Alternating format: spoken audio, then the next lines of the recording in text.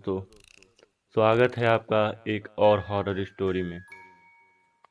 कैसा हो अगर आपके पूरे परिवार के ऊपर पत्थरों की बारिश होने लगे और ऐसा सिर्फ आपके ही परिवार के ऊपर हो, अगल बगल सारे लोग सुरक्षित हों और आपके परिवार पे पत्थर गिर रहे हों।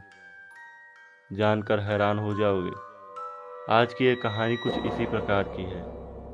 पिछले एक साल में आधा दर्जन ठिकाना बदलने के बावजूद इस परिवार पर पत्थर की मार बंद नहीं हुई।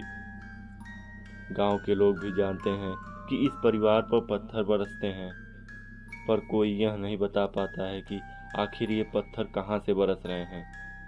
सारे उपाय करने के बावजूद पीड़ित परिवार को राहत नहीं मिली। इसके बाद अब पीड़ित परिवार भूत की शिकायत लेकर थाना पहुंच गए और अपनी सुरक्षा के साथ भूत पर कार्रवाई की मांग की। वहीं पुलिस पीड़ित की बात को सुनकर आश्चर्य में पड़ गई और अज्ञात तत्वों की बदमाशी बताते हुए मामले की जांच की भी बात कही। बितवाही गांव का निवासी राम कृपाल यादव अपने माता पिता व 2 बहनों के साथ रहता है।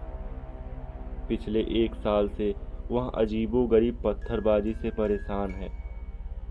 पत्थरबाजी की खौफ से यह परिवार दर दर भटकने को मजबूर है। राम कृपाल यादव के पूरे परिवार के सदस्यों पर पत्थरबाजी हो रही है, जिसमें उनके परिवार के लोग घायल भी हो चुके हैं। पिछले एक साल से वे अज्ञात तत्वों की पत्थरबाजी से परेशान हैं। खास बात यह है कि पत्थर मारने वाला न तो दिखाई देता है और न ही पकड़ में आता है। यह हमला कहीं भी और कभी भी हो जाता है।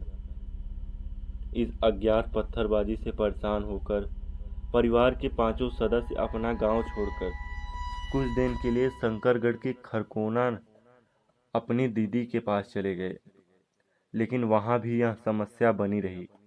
इसके बाद वे सभी बगीचा के झांपी दरहा आ गए, लेकिन वहां भी पत्थर गिरने का सिलसिला कम नहीं हुआ।